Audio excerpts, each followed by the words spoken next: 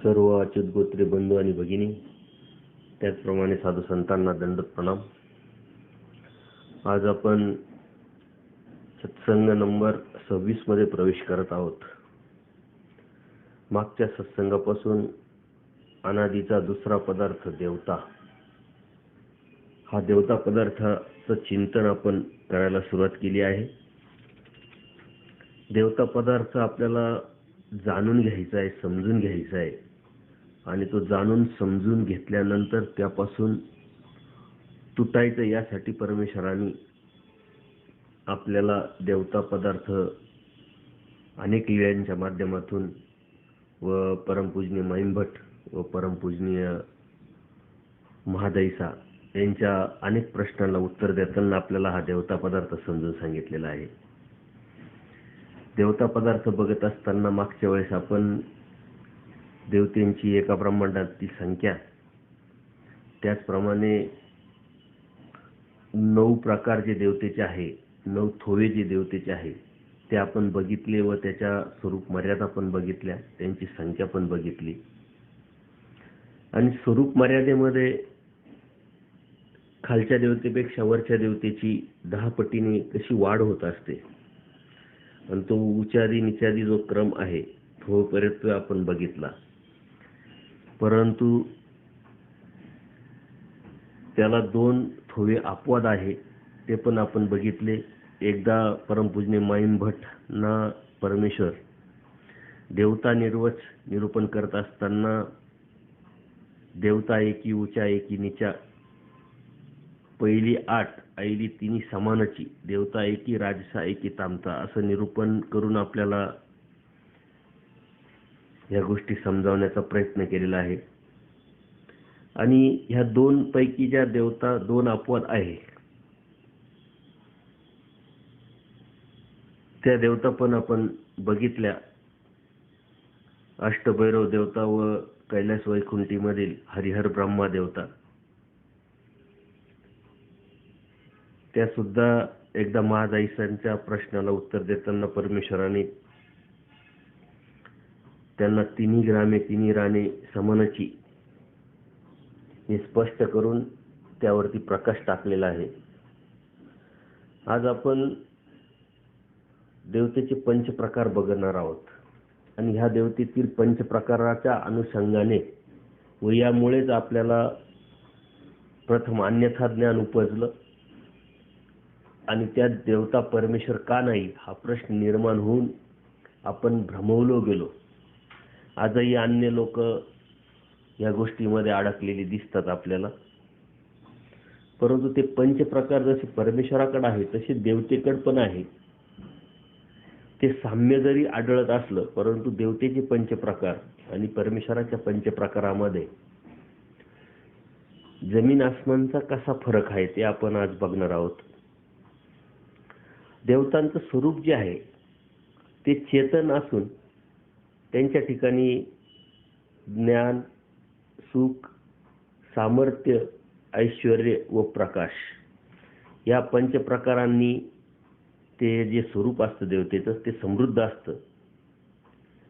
ही जी समृद्धी आहे त्या देवतेची ती मूळचीच असते. अनादीच्या देवतेचा जो पदार्थ आहे, ही 5 प्रकार सुद्धा त्यांचे मूळचेच असतात, म्हणजे अनादी काळापासूनच असतात. व या 5 प्रकारामध्ये सुद्धा देवतेच्या उच्या निचादी क्रमाने फरक लागू पडतो. नीच देवतेपेक्षा उच्च देवतेमध्ये वरील जे प्रकार आहे 5 प्रकार ते जास्त असते. यात सुद्धा प्रमाण ठरलेलं असतं. जसं स्वरूप मर्यादेमध्ये प्रमाण ठरलेलं आहे, तसं 5 प्रकारामध्ये सुद्धा हे प्रमाण ठरलेलं आहे. नीच देवतेपेक्षा उच्च देवतेमध्ये हे जे 5 प्रकार आहे त्याचं प्रमाण 8 पटींनी जास्त असतं. ज्याप्रमाणे स्वरूप मर्यादेत 10 पटींनी वाढ होत असते, तसं 5 प्रकारात 8 पटींनी वाढ होत असते. यात बऱ्याच लोकांचं कन्फ्युजन होत असतं. परंतु स्वरूप मर्यादेमध्ये 10 पट आणि 5 प्रकारात 8 पट ही वाढ आपण जर लक्षात ठेवली तर त्यात कन्फ्युजन होण्यासारखं काही नाहीये. परंतु स्वरूप मर्यादेमध्ये जशी माया, चैतन्य माया जी देवता ही अपवादात्मक आहे, तशी ह्या पंचप्रकारात सुद्धा ती देवता अपवादात्मक आहे. विश्वदेवतेपर्यंत हे पंचप्रकार 8-8 पटीने वाढत जातात, परंतु चैतन्य माया देवतेचे हे जे पंचप्रकार आहे ते अनंतपट आहे. कारण ती अनंत ब्रह्मांडाला व्यापलेली असल्या कारणाने जशी स्वरूप मर्यादेमध्ये तिचं अनंत स्वरूप मर्यादा आहे, अनंतपट, त्याचप्रमाणे पंचप्रकार सुद्धा अनंतपट आहे. ही स्वरूप मर्यादेमधील जो फरक उच्च नीच आदी क्रमाने किंवा पंचप्रकाराच्या याच्यामध्ये ज्या देवतेचे फरक आहे त्यात चैतन्य महादेवता ही अपवाद आहे, हे लक्षात असू द्या, लक्षात ठेवा. माया ही देवता अनंत ब्रह्मांड व्यापिनी असल्या कारणाने हा फरक आपल्याला लगेच लक्षात येईल. सकळ ब्रह्मांड ही एकीची माया विचार मालिकेतलं 113वं सूत्र आहे.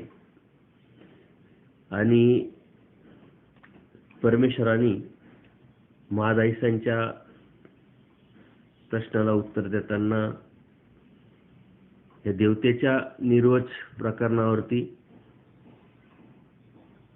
पूर्णपणे प्रकाश टाकलेला आहे. आणि त्याच अनुषंगाने आपल्याला हे समजून घ्यायचं आहे. महिम भटांना महावाक्य निरूपण करत असताना सुद्धा परमेश्वराने सकळ ब्रह्मांडी एकीची माया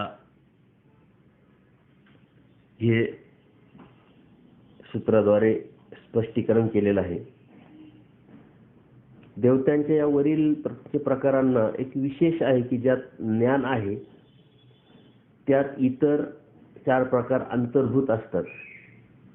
म्हणजे एखाद्या देवतेचं ज्ञान मुख्य असेल तर बाकी सुख, सामर्थ्य, ऐश्वर्य, प्रकाश हे अनुषंगिक असतात. त्याचप्रमाणे दुसरे काही ठिकाणी सुख मुख्य असेल, काही ठिकाणी सामर्थ्य मुख्य असेल, काही ठिकाणी ऐश्वर्य मुख्य, तर काही ठिकाणी प्रकाश मुख्य.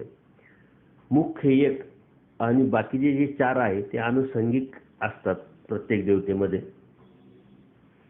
हे आपण लक्षात घ्यायचंय. हे जे स्वरूपाचं जे व्यापकत्व जे आहे ते आपण उच्च नीच अनाधिक अनुक्रमे कसं असतं आणि त्यात वरची देवता खालच्या देवतेला कशी व्यापून असते आणि का व्यापून असते. कारण स्वरूप मर्यादेतला फरक, परत पंचप्रकारातला फरक खालील देवतेपेक्षा वरच्या देवतेचा जास्त असल्या कारणाने, त्याचप्रमाणे उच्च नीचताचा जो नियम आहे देवतेच्या स्वरूपातला ते मर्यादेला किंवा स्वरूपाला किंवा पंचप्रकाराला जसं लागू आहे तसंच तो त्याच्या स्वरूपाच्या पातळ व जाडेपणालाही लागू आहे. उच्च देवता ही नीच देवतेच्या 8 पटींनी जाड असते, तीच नीच देवता ही उच्च देवतेच्या पेक्षा 8 पटींनी पातळ असते. म्हणूनच वरील देवतेचं स्वरूप जे आहे ते नीच देवतेच्या स्वरूपाला व्यापून असते. म्हणजे खालच्या देवतेच्या पेक्षा 8 पटीत जाड असल्यामुळं, जास्त असल्यामुळं वरची जी देवता असते ती खालच्या देवतेला व्यापून असते. म्हणजे असाच प्रकार प्रत्येक देवतेचा पुढं पुढं पुढं वाढत जातो चैतन्य मायेपर्यंत. चैतन्याच्या पलीकडे परमेश्वर त्यांचा अनंतपट असल्यामुळं परमेश्वर हे सर्वच देवतेला व्यापून असतात हे आपल्या लक्षात येईल. विचाराच्या 44व्या सूत्रामधून परमेश्वर हे आपल्याला स्पष्टीकरण करतात की पैल आईला ते व्यापून वरते. अज्ञात लीळेमध्ये परमेश्वर आपल्याला हे समजावण्याचा प्रयत्न करतात की महादाईसा ज्यावेळेस देवाला देवतेच्या निर्वच प्रकरण किंवा पुराणातल्या काही गोष्टी विचारत असतात त्यावेळेस महादाईसाला समजावण्यासाठी परमेश्वर या देवतेच्या अनुषंगाने हे तत्वज्ञान स्पष्ट करत असतात. आता हे जे व्यापकत्व जे आहे, तर हा नियम थोवे परत्वे नसून देवता परत्वे लागू आहे. प्रत्येक देवतेला हा प्रकार व्यापकत्वाचा लागू पडतो आणि तो पंचप्रकारासहित व्याप असतो. तसा स्वरूप मर्यादेत व्याप, तसाच पंचप्रकाराचा व्याप असतो. प्रत्येक देवतेचे स्वरूप जे आहे ते पंचप्रकारांनी भरलेले असल्यामुळे वरील देवतेचे स्वरूप खालील देवतेच्या स्वरूपाला व्यापून असल्या कारणाने खालील देवतेच्या सुख सामर्थ्याला वरील देवतेचे सुख सामर्थ्य व्यापून असते. यामुळे वरील देवता खालील देवतेच्या स्वरूपाला बघू शकते, त्याचे ज्ञान त्यांना असते, परंतु नीच देवता वरील देवतेला बघू शकत नाही. फक्त त्यांना त्यांचे अस्तित्व ज्ञान तेवढे असते. खालचे देवतेपेक्षा स्वरूप मर्यादेने वरची देवता 10 पट, पंचप्रकारांनी 8 पट, परत त्याचा जो जाड पातळपणाचा जो भाग आहे तो 8 पटीनं वरची देवता जास्त असल्या कारणाने वरच्या देवतेला खालची देवता दिसते, ते बघू शकतात, परंतु खालच्या देवतेला वरची देवता पाहू शकत नाही. या व्यापकत्वाच्या अनुषंगाने ते जास्त असल्या कारणाने. परंतु खालच्या देवतेला एक आपल्यावरती कोणीतरी आहे त्याचं अस्तित्व ज्ञान मात्र असतं आणि त्या अनुषंगानेच हे ब्रह्मांडाचं कार्य जे आहे ते चालू असतं. तर खालच्या देवतेला वरच्या देवतेचं अस्तित्व ज्ञान मात्र आहे, हे आपण लक्षात घेतलं पाहिजे. उच्च नीचेला बघत असते, परंतु नीच उच्च देवतेला बघू शकत नाही. कारण सामर्थ्यात आणि पंचप्रकरणातला 10 पट व 8 पटीचा हा जो फरक आहे त्या अनुषंगाने ते नीच्या उचेचे देखणे नाही, असं परमेश्वर सूत्राच्या माध्यमातून आपल्याला स्पष्ट सांगतात. आणि उच्च असेल तो तळीचील देखे. जे उच्च देवता आहे त्या खालच्या देवतेला बघू शकतात. महादाईसाच्या ह्या प्रश्नांना उत्तर देताना परमेश्वर सांगतात. आता हे जे बघणं आहे तर फक्त एकाच देवतेविषयी नसून तर आपल्या खाली सर्व देवतांना उच्च देवता बघू शकते. त्याचप्रमाणे नीचेला आपल्या वरील एका देवतेचेही स्वरूप दिसत नाही, तेव्हा वरील देवतेचे स्वरूप त्यांना दिसणे अशक्य आहे. वरची देवता जसं करुणच्या देवता आहे 13 कोटी, त्याच्या वरच्या देवता ज्या अष्टदेवनी देवता आहे त्या सर्व 13चे 13 कोटी देवतेला करुणीच्या बघू शकतात, परंतु करुणीची कोणतीही देवता अष्टदेवनी देवतेला बघू शकत नाही. कारण फरक मोठा असल्या कारणानं. परंतु करुणीच्या सर्व 13 कोटी देवतेला आपल्यावरती कोणीतरी आहे हे अस्तित्व ज्ञान मात्र त्यांना असतं. नीच देवता उच्च देवतेला बघू शकत नसली तरी तिला आपल्या सर्वच देवतेचे अस्तित्व ज्ञान असते. आणि ते सूत्रातून परमेश्वराने स्पष्ट आपल्याला सांगितलंय, पैल आयला ते अस्तित्व जाणे. यावरून उच्च देवतेला आपल्या खालील जशा सर्व देवतेला त्या बघू शकतात त्याप्रमाणे खालील देवता बघू शकत नाही आणि कोणतीच देवता बघू शकत नाही. त्यांना आपल्यावरील सर्व देवतांचे फक्त अस्तित्व ज्ञान असते. मायेला मात्र सर्व देवतांचे देखणे असते, कारण माया सर्वांच्या पलीकडे, सर्वांच्या पेक्षा मोठी आहे आणि तिची स्वरूप मर्यादा असेल, पंचप्रकार असेल, हे अनंत पट आहे. अनंत ब्रह्मांडाला ती व्यापून असल्या कारणाने ती माया देवता सर्वच देवतेला, अगदी विश्वदेवतेपासून तर खाली करुणीच्या देवतेपर्यंत सर्वच देवतेला ती बघू शकते. परंतु मायाच्या स्वरूपात पडून असलेल्या जीवांचे अस्तित्व ज्ञान सर्व देवतांना असते. तसेच अष्टभैरव स्वरूपात असलेल्या अव्यक्त प्रपंचाचे सर्व देवतांना अस्तित्व ज्ञान असते. जरी खालची देवता वरच्या देवतेला बघू शकत नसेल, परंतु अस्तित्व ज्ञान जसं असतं तसं मायेच्या तमविभागात पडलेले जीव असेल किंवा सृष्टीत आलेले जीव असतील, त्यांचं सुद्धा अस्तित्व ज्ञान ह्या देवतांना, सर्वच देवतांना असतात. अस्तित्व ज्ञान असल्या कारणानेच पुढे जाऊन त्यांना ब्रह्मांडाच्या या कामामध्ये किंवा परमेश्वरांनी आखून दिलेल्या या व्यापारामध्ये त्यांना काम करता येऊ शकतं. त्याचप्रमाणे अष्टभैरवाच्या ठिकाणी असलेलं जे अव्यक्त प्रपंच आहे, ह्या प्रपंचाचे सुद्धा सर्व देवतांना अस्तित्व ज्ञान असते. ते प्रपंचामध्ये येणारच आहे या गोष्टीचं स्पष्टीकरण. परंतु खालच्या देवतेचं वरच्या देवतेला जसं अस्तित्व ज्ञान असतं, त्याचप्रमाणे जीवाचं व प्रपंचाचं अस्तित्व ज्ञान असतं. अजून एक त्याच्यामध्ये वैशिष्ट्य असते या देवतेमध्ये, ईश्वर जी प्रवृत्ती आहे, परमेश्वराची जी प्रवृत्ती आहे, ते ओळखण्याचे ज्ञान सुद्धा सर्वच देवतांना असतात. परंतु ते ज्ञान त्यांना आहे हे त्यांना माहीत नसतं आणि ते स्वतःहून त्याचा वापर पण करू शकत नाही. ईश्वराच्या अस्तित्व ज्ञानाबरोबरच अव्यक्त ईश्वराची प्रवृत्ती सुद्धा या देवतांना माहीत असतं. त्यात मुख्य करून सृष्टीची उत्पत्ती, स्थिती व संहार यांचे उल्लेख ओळखण्याचेही ज्ञान प्रत्येक देवतेच्या स्वरूपात असते. परंतु ते स्वतः ते ज्ञान स्वतंत्रपणे जाणू शकत नाही. परमेश्वराने त्यांना जर ते जाणवलं तर ते जाणण्याचा भाव मात्र त्यांच्या स्वरूपी असतो. म्हणजे थोडक्यात त्या देवतेकड या तिन्ही परमेश्वराच्या प्रवृत्तीचं स्ट्रक्चर किंवा ती गोष्ट असते. परंतु त्यांना त्याचा वापर न करता परमेश्वराने त्या गोष्टीचा वापर केला आणि त्यांना जाणवलं तर ते त्यांना जाणू शकतं. म्हणजे थोडक्यात कधी काळी परमेश्वराला या गोष्टीचा जर उपयोग करून घ्यायचा असेल तर परमेश्वर डायरेक्ट सर्व देवतांना ह्या गोष्टीची जाणीव करून देऊ शकतात.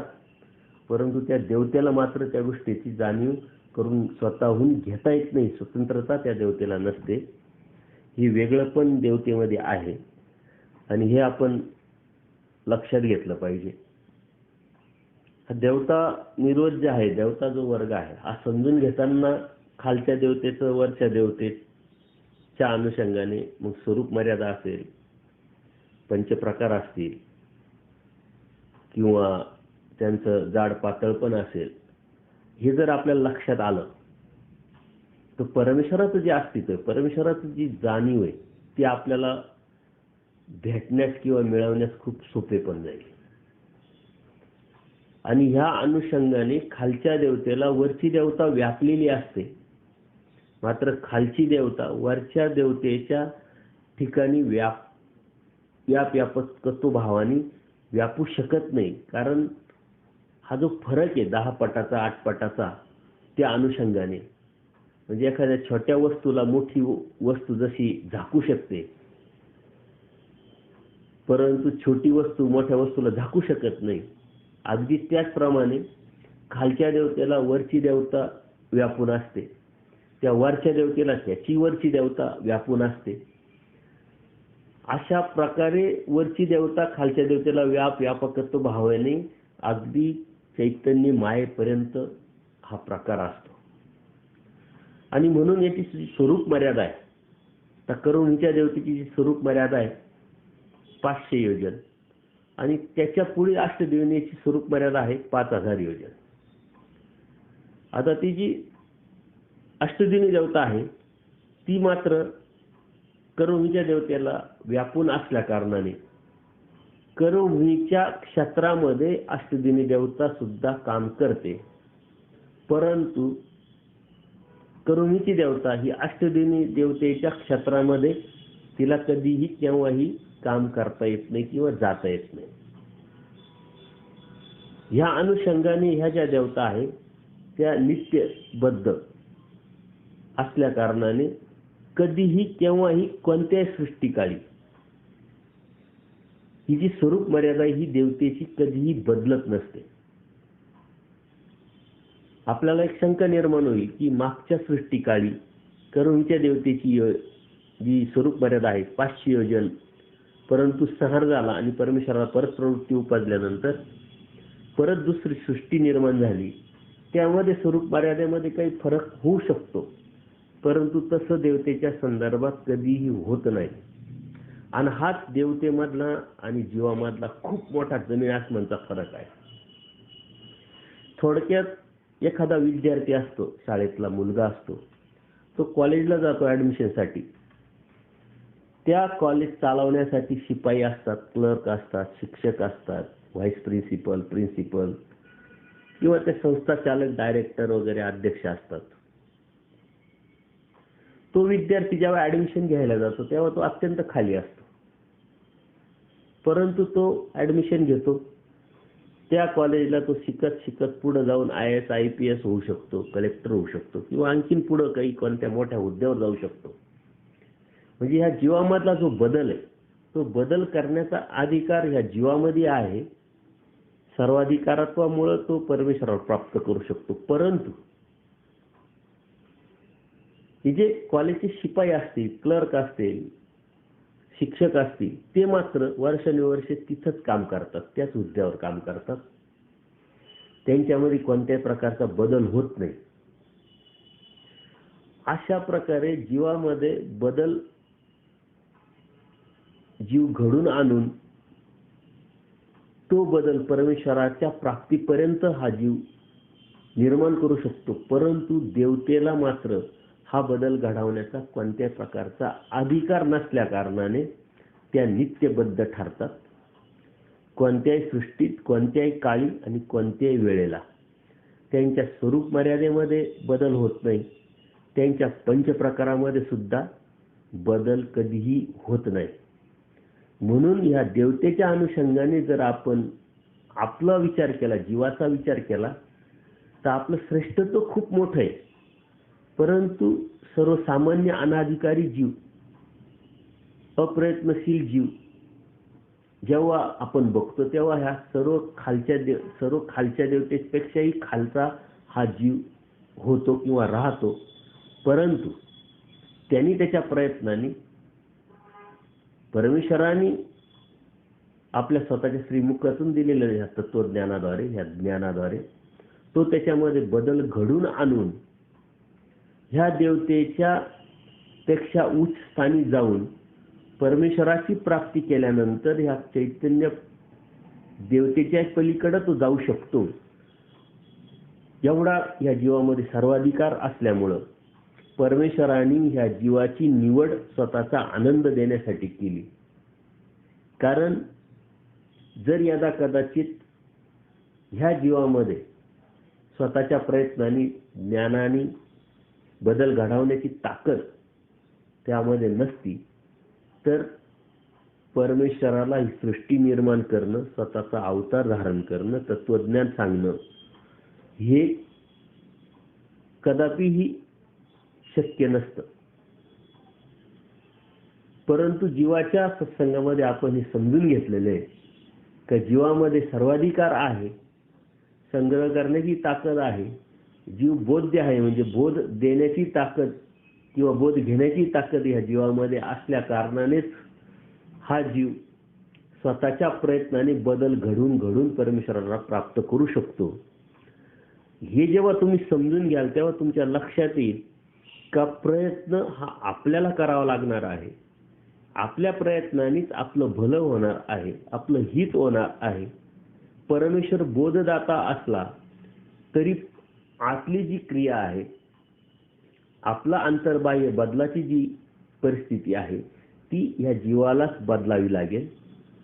आणि ह्या जीवाने जर ती बदलली, बदल घडून आणला, तरच ह्या देवतेच्या पलीकडे तो जाऊन परमेश्वराला प्राप्त करू शकतो. अन्यथा करून ज्या देवतेच्या खालची ठिकाण या जीवाचं आहे. कारण जीव पंगू आहे, अज्ञानाने, अनादि अविद्येने बांधलेला असल्यामुळे तो काही करू शकत नाही. परंतु त्याच्यामधलं जे गुणाचं जे ठेवा आहे, त्या गुणाद्वारे स्वतःमध्ये बदल घडून दोषाला गुणामध्ये परावर्तित करून तो मात्र या सर्व देवतेच्या पलीकडे, देवतेच्याही मोठा होऊ शकतो.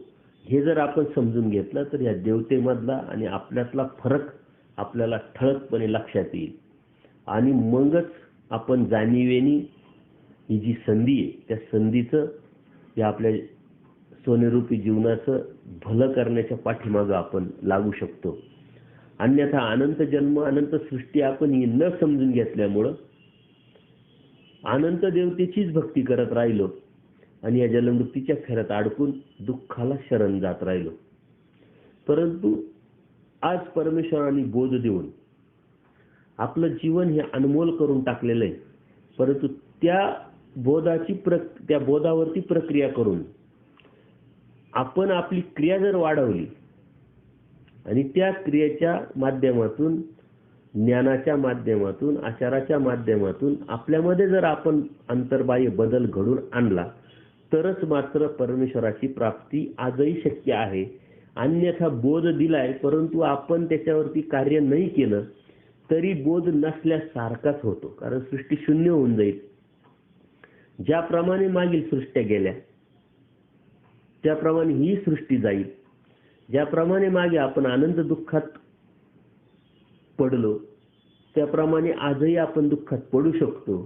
म्हणजे हा भ्रम आपल्या मनातला आपण पहिले काढला पाहिजे की आपल्याला आता बोध झाला, जीवदेवता प्रपंच आणि परमेश्वर समजला, आपण देवता भक्ती सोडून परमेश्वर भक्तीला लागलो, म्हणजे आता नक्कीच परमेश्वर आपल्याला प्राप्त होईल आणि आपण याच्या पलीकडे जाऊ. परंतु ही फक्त माहिती, ही जाणीव, ही ओळख. ज्याप्रमाणे परमेश्वर अनंत दृष्टांताच्या माध्यमातून आपल्याला हे समजावतात त्याप्रमाणे माळेकराच्या दृष्टांतातून आपल्याला हे खूप चांगला आणि सुंदरपणे परमेश्वराने समजावण्याचा प्रयत्न केला आहे. काही एक माळेकरी असतो आणि तो आपलं शेत राखण्यासाठी आपल्या शेतामध्ये एक मोठा माचा तयार करतो आणि त्याच्यावरती उभं राहून तो आपल्या शेताचं संरक्षण करत असतो. परंतु त्याच्याच शेताच्या शेजारी एक रस्ता, 2 रस्ते जे असतात ते आपल्या गावामध्ये, त्याच्या गावामध्ये जात असतात. जे वाटसरू असतात त्या रस्त्यावरती जाण्यासाठी त्यांना 2 रस्ते बघितल्यानंतर त्यांच्यामध्ये कन्फ्युजन होत असतं आणि मग ते त्या शेतकऱ्याला विचारतात. परंतु तो शेतकरी स्पष्ट सांगतो की दोन्ही रस्ते गावात जाणार, परंतु एक जंगलातून जाणारा रस्ता, अनेक श्वापदांनी तिथं ते जंगल असल्यामुळं तुमच्या जीवितास भीती असते, भीती होऊ शकते, परंतु तो अत्यंत जवळचा रस्ता आहे. आणि एक रस्ता तो लांबून आहे, वेळ लागेल परंतु तिथं कोणत्याही प्रकारची तुमच्या जीवितास भीती नाही. तर तुम्ही ठरवा कोणत्या रस्त्याने जायचं आणि त्या गावात कसं पोहोचायचं. तसं परमेश्वराने आपल्याला हे तत्वज्ञान सर्व सांगून टाकलेलं आहे. आता आपण ठरवायचंय का कोणत्या रस्त्याने जायचं आणि त्या परमेश्वरापर्यंत पोहोचायचं. परमेश्वर आपल्याला घेऊन जाणार 100%, परंतु जेव्हा आपला प्रयत्न असेल तेव्हा परमेश्वर सहाय्य करतात. परमेश्वर बोध देतात, परमेश्वर प्राप्तीला नेतात, परंतु बोध आणि प्राप्तीच्या जे मधली जी क्रिया आहे ते मात्र हा जीवाचा कड आहे, ती जीवाची स्वतंत्री आहे. आणि म्हणून आपण अनाधिकारी आहोत, आपण दोष जोडलेले आहे, आपण पूर्वकर्माच्या अनुषंगाने बांधलेलं आहोत, आपण जोडलेलं नाही. हे ज्या गोष्टी आहे ह्या आपल्या नकारात्मक ज्या भावना आहे, ही एक मानसिकता आहे, ही एक जीवाची विषय व्यवस्था आहे. आणि त्या विषय व्यवस्थेतून जो जीव पडत नाही बाहेर तो मात्र परत या मृत्यूशेवरती जाऊन, मरणाला शरण जाऊन दुःखात जात असतो. आणि याच्यावरती हे आव्हान आहे आपल्यासाठी. याच्यावरती जो मात करेल तो मात्र परमेश्वरापर्यंत पोहोचेल. आपण अनाधिकारी असतो तर आपल्याला परमेश्वराने बोध दिला नसता. आपण जर दोष जोडलेला असतो तर आपल्याला ही संधी भेटली नसती परमेश्वर प्राप्तीची.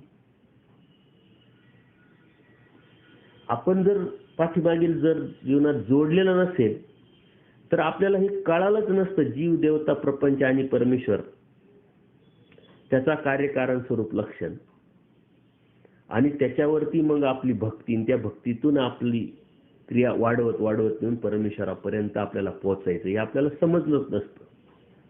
म्हणून ह्या ज्या गोष्टी आहे, ही आपली मानसिकता आहे, याला कोणत्याही प्रकारचा शास्त्रामध्ये थारा नाही. आपण यावरती मात केली पाहिजे. आपण पहिलीत आहे, हेच आपल्यासाठी आव्हान आहे. ते पास होणं, हे आपण आव्हान जर अचीव केलं तरच आपण दुसरीत जाणार आहोत. तसे प्रत्येक स्टेपला, प्रत्येक गोष्टीला हे एक एक आव्हान आपल्या समोर उभं ठाकत असतं, आणि त्याच्यावरती जर मात केली तर ते आव्हान परत येत नाही. ज्या अर्थी आपण कलियुगात परत जन्माला आलो, त्या अर्थी आपण मागील सृष्टीमध्ये, मागील जन्मामध्ये आज असलेल्या संकटावरती, अडचणीवरती मात केलेली नव्हती, आणि म्हणून तेच अडचणी, तेच संकट आपल्या समोर आज उभे आहे.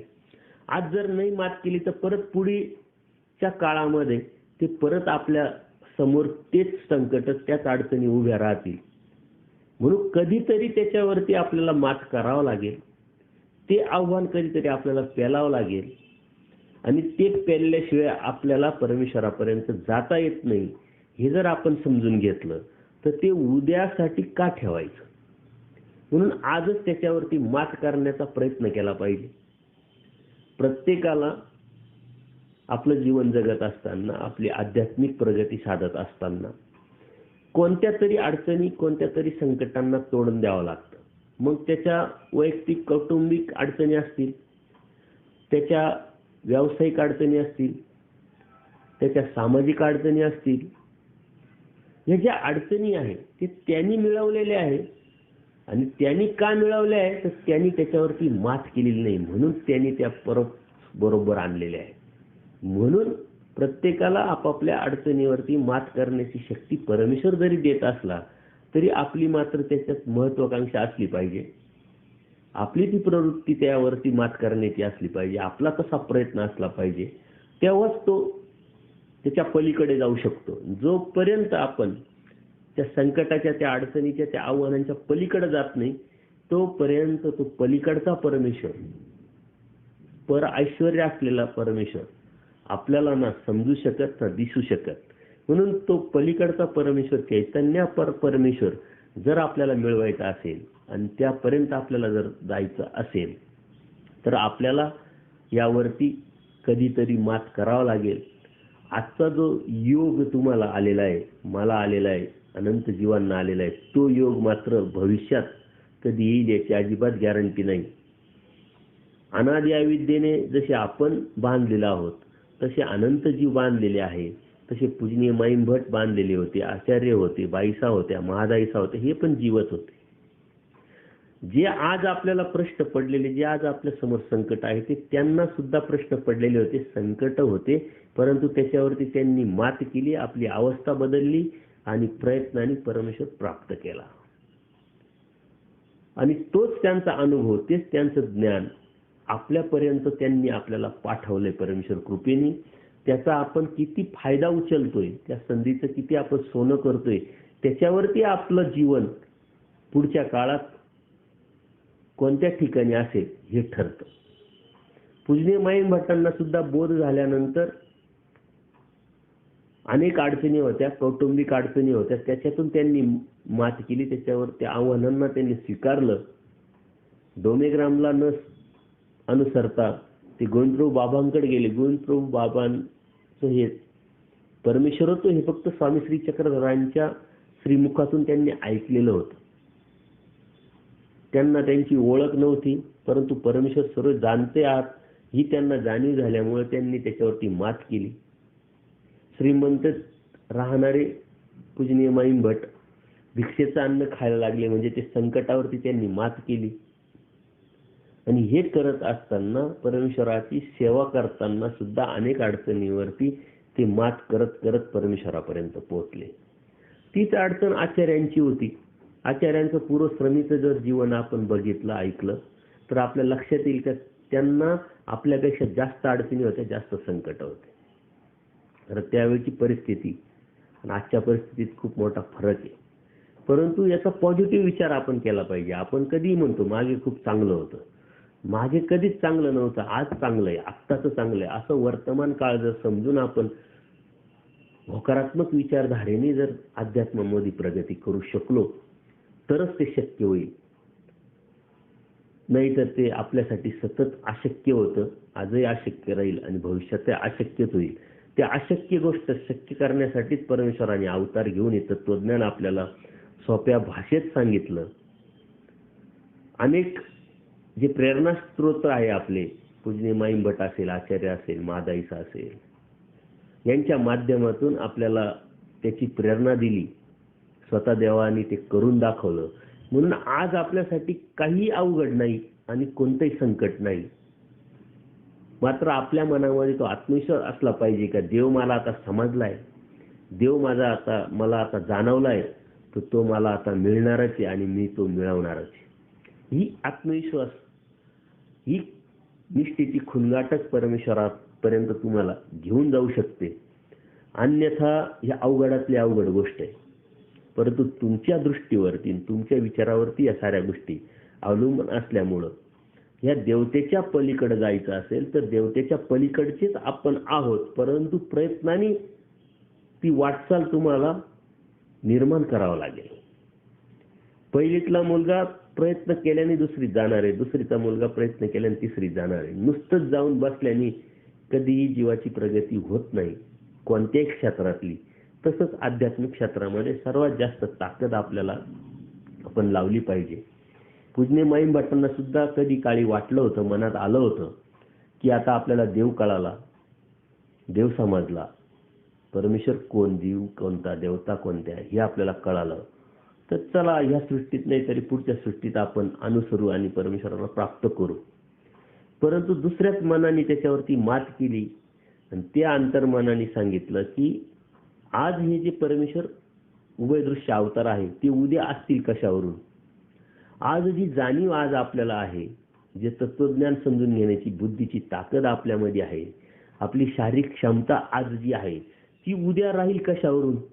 आणि म्हणून त्याच्यावरती मात ते करू शकले. म्हणून आजही आपण ही विचारधारा, आणि आचार्यांनी आपल्याला अप्रत्यक्षरित्या सांगितलं की ह्या अवताराकडून जो उद्धारणार नाही तो उद्धारणं शक्य नाही किंवा एवढं सोपं नाही.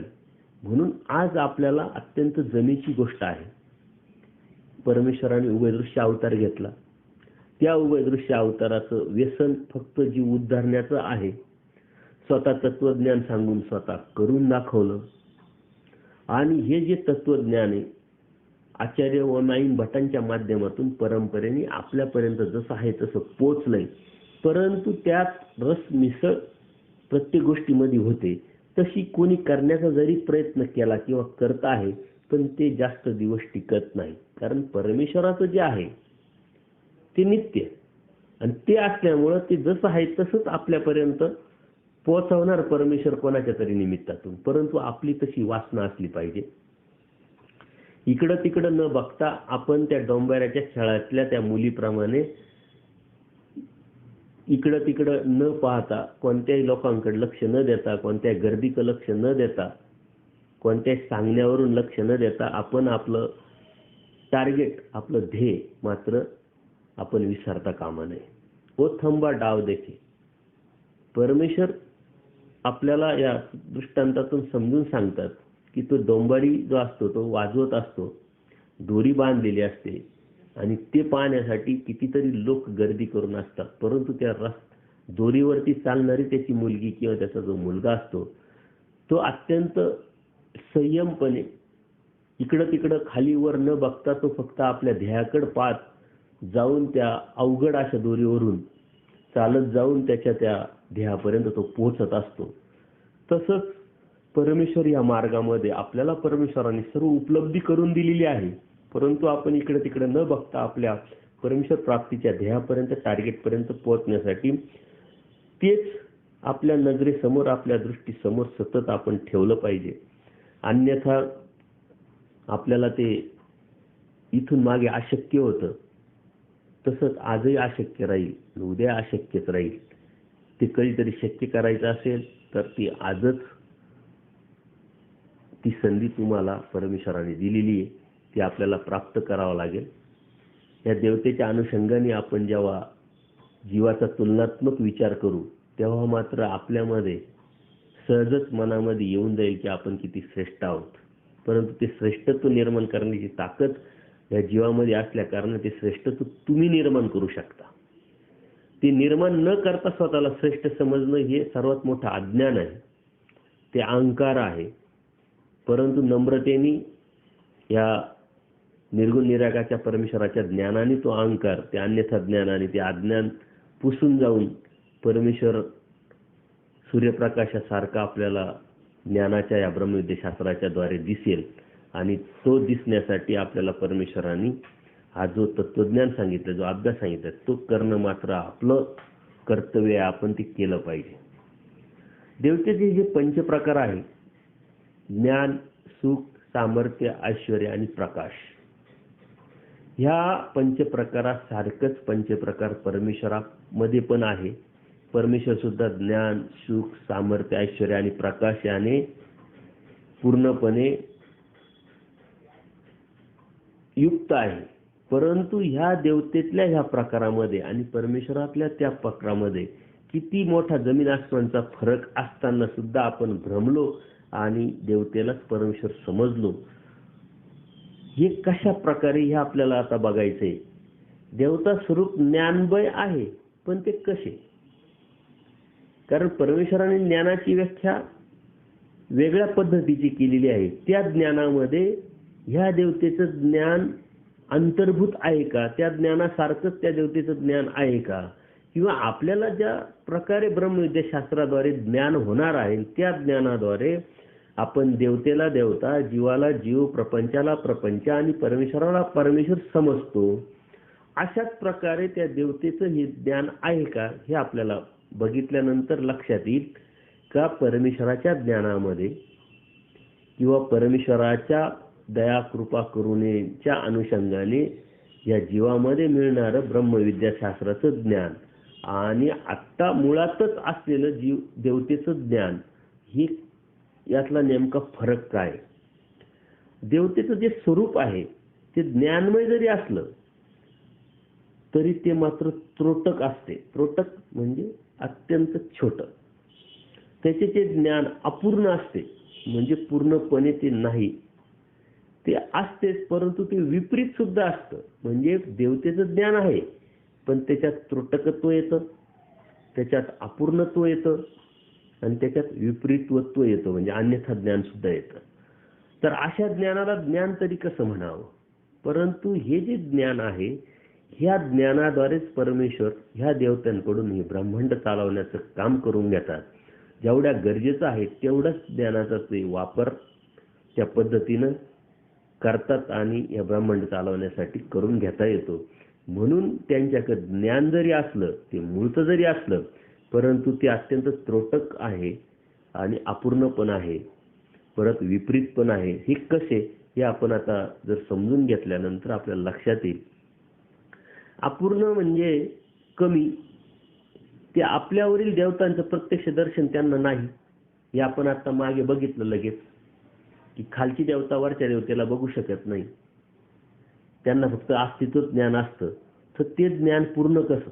आपण तरी सर्व देवतेला बघू शकतो, समजू शकतो, जाणू शकतो. अन्य वृत्ती अभ्यासल्यानंतर आपल्याला लक्षात येईल किती देवता आहे, कशा आहे, त्याची स्वरूप मर्यादा काय, त्यांच्यामधले पंचप्रकारामध्ये स्वरूप मर्यादेमध्ये कसा फरक आहे, कोणती खालची देवता आहे, कोणती वरची देवता. हा जीव जसं समजू शकतो तशा खालच्या देवता वरच्या देवतेला ना पाहू शकत ना समजू शकत. याचा अर्थ ते ज्ञान काय कामाचं? म्हणून ते अपूर्ण ज्ञान आहे, ते पूर्णपणे ज्ञान नाही. त्याचप्रमाणे ईश्वर स्वरूप तर त्यांच्यापैकी कुणालाच बघता सुद्धा येत नाही. श्रीमद भगवद्गीतेमध्ये श्रीकृष्ण महाराजांनी ज्यावेळेस अर्जुन देवाला विश्वरूप दाखवलं तेव्हा श्रीकृष्ण महाराज अर्जुन देवाला सांगतात की ह्या विश्वरूपाचं नख सुद्धा कोणत्याही देवतेला बघायला सुद्धा भेटत नाही, परंतु तुला सर्व विश्वरूप पाहायला भेटतंय. यावरून तू किती भाग्यवान आहे हे तू समज. म्हणजे आपण किती भाग्यवान आहोत, कारण अर्जुन देव हे सुद्धा जीवच होते, परंतु त्यांच्या प्रयत्नाने, त्यांच्या योग्यतेने त्यांची योग्यता त्यांनी वाढवली आणि परमेश्वरापर्यंत पोहोचू शकले, परमेश्वराला बघू शकले. त्याचप्रमाणे माईंभट असेल, आचार्य असेल, महादाईसा असेल, दायंबा असेल, औसा असेल, अनेक जे शांताबाईसा असतील, असे अनेक लीळाचरित्रामध्ये जे पात्र येतात त्याची परमेश्वराच्या श्रीमूर्तीला प्रत्यक्ष बघू शकतात, ऐकू शकतात, त्यांची सेवा दास्य करू शकतात. ही योग्यता आपल्या पण एक सुद्धा आहे, परंतु ती योग्यता आपल्याला ती वाढवावं लागेल. कधी काळी हेच जीव आपल्यासारखेच होते, परंतु त्यांच्या प्रयत्नांनी त्यांनी ती योग्यता वाढवत वाढवत नेऊन परमेश्वरापर्यंत पोहोचले. त्याचप्रमाणे आपल्याला सुद्धा ही योग्यता वाढवत वाढवत आपल्या प्रयत्नांनी त्या परमेश्वरापर्यंत पोहोचता येऊ शकते. तर ह्या देवतेचं मात्र तसं नाही. त्या देवता कधीही त्यांनी कितीही प्रयत्न केला, त्यांची इच्छा जरी असली, त्यांची वासना जरी असली, तरी त्या परमेश्वराचं स्वरूप कधीही श्रीमूर्ती कधीही पाहू शकत नाही. त्या अर्थाने ते अपूर्ण आहे ते ज्ञान. विपरीत अशा पद्धतीनं अयथार्थ ते दोरालाच सर्प समजतात. हे उदाहरणादाखल सांगतोय. ते विपरीत ज्ञान म्हणजे त्याप्रमाणे जीवस्वरूप असलेल्या आपल्या मळालाच त्या जीव समजतात. आता ते सर्व ज्या देवता आहेत त्या जीवाला जीव सुद्धा म्हणून बघू शकत नाही किंवा पाहू शकत नाही किंवा ओळखू शकत नाही. आणि म्हणून या देवतेला जीवाकडून असणारं जे काम आहे, जे भोग आहे, सृष्टी चालवण्याचं जे काम आहे, कार्य आहे, हे त्या मळाद्वारे त्या करत असतात. मायेच्या तळविभागातून जेव्हा आपण बाहेर पडतो, त्या बाहेर पडल्यानंतर आपल्याला ह्या देवतेनी सर्व आपापली मळ चिटकवलेली आहे. त्या मळाधारेच आपल्याला त्या बघत असतात. म्हणजे सर्व अंगाने त्या आपल्याला बघू शकत नाही. आणि आपला मळ म्हणजे काय आपण नव्हे. त्या मळाधारे या जीवाला त्या जीव समजत असतात. म्हणून त्यांचं ज्ञान सुद्धा अन्यथा ज्ञान आहे, विपरीत ज्ञान आहे. म्हणजे देवतेला ज्ञान आहे, परंतु ते ज्ञान कशा पद्धतीचं आहे हे आपण बघतोय का, ते कसं अपूर्ण आहे, कधी कसं विपरीत आहे, अन्यथा ज्ञान आहे. देवतेचे मळाधार ज्ञान. परमेश्वराने महादाईसाच्या एका प्रश्नाला उत्तर देताना हे सर्व देवता निर्वत सांगितलं आहे. त्या देवतेला या जीवाचं मळाधार ज्ञान असतं.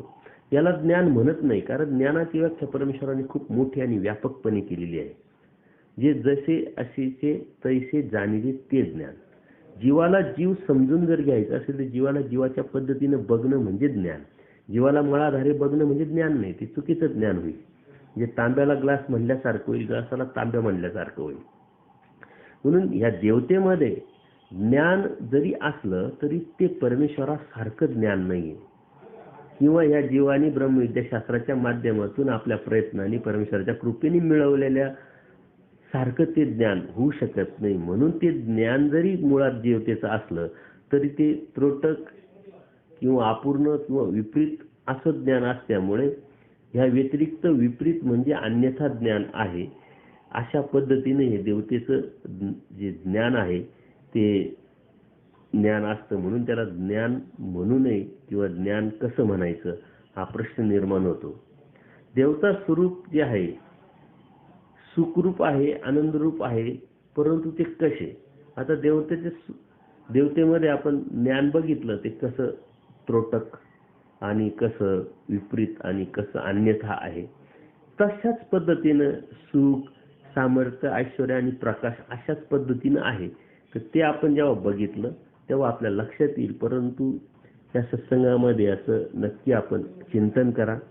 देवतेचा हा सत्संग थोडासा अवघड तुम्हाला नवीन वाटेल, परंतु एकदा हा देवता निर्वेद जर आपण समजून घेतला तर कायमस्वरूपी आपल्या मनातून, आपल्या बुद्धीतून हा देवता वर्ग निघून जाईल आणि खऱ्या परमेश्वराचं स्वरूप आपल्याला समजेल, दिसेल आणि जाणवेल.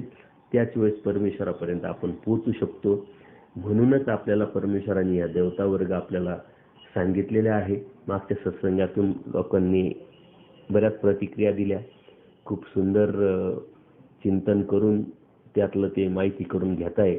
अनेक लोकांना या गोष्टी माहिती आहे, परंतु ज्यांच्यापर्यंत सूत्रपाठ पोहोचला नाही, लीळाचरित्र पोहोचलं नाही, अभ्यासाचा कोणताही विषय पोहोचला नाही, त्यांना मात्र हा विषय खूप नवीन आणि उत्सुकतादायक आणि चिकित्सक पूर्ण आहे. तर सर्वसामान्यांसाठीच आपले हे सत्संग आहे. त्यांच्यापर्यंत पोहोचावं, लोकांपर्यंत ह्या परमेश्वराच्या तत्वज्ञान हे जावं, हाच आपला अट्टास आहे. आणि त्या अट्टासापाठीमागं परमेश्वराचं जे जसं आहे तसं ते ज्ञान सर्वसामान्यांपर्यंत पोहोचावं हा परमेश्वराचा कड होता. तोच आपली ही वासना, आपली इच्छा आहे का जे जसं आहे तसं यथार्थपणे जायला हवं. आजकाल याच्यामध्ये खूप मतांतर होतंय, परंतु परमेश्वराने सांगितलेल्या तत्वज्ञानामध्ये येवा पर्याय काहीच नाही. फक्त आपण ते जसं आहे तसं समजून घेतलं पाहिजे. कोणतीही गोष्ट कार्याला जेव्हा येते ती कारणाशिवाय येत नाही, पण ते कारणापर्यंत आपण न पोहोचल्यामुळं आपण त्याला काहीतरी नाव देतो, तर ते नाव मात्र आपलं अज्ञान असतं, अन्यथा ज्ञान असतं. तर कारणापर्यंत आपली जाण्याची ताकद असू नये, आपण तो प्रयत्न न केल्यामुळं आपण तिथं जाऊ शकत नाही, आणि म्हणून आपण विषय व्यवस्था करतो. तर ते आपल्याला या सत्संगाच्या माध्यमातून आपण समजून घेतोय. सत्संगातले जे प्रश्न आहेत तेच मागच्या वेळेस मी तुम्हाला सांगितलं होतं, त्या देवताच्या अनुषंगाने सत्संग जो चाललाय त्याच अनुषंगाने प्रश्न विचारत चला. विषयांतर होऊ नये याच्यासाठी आपण काळजी घ्यायची असते. प्रतिक्रिया नक्की कळवा. दंडोत प्रणाम.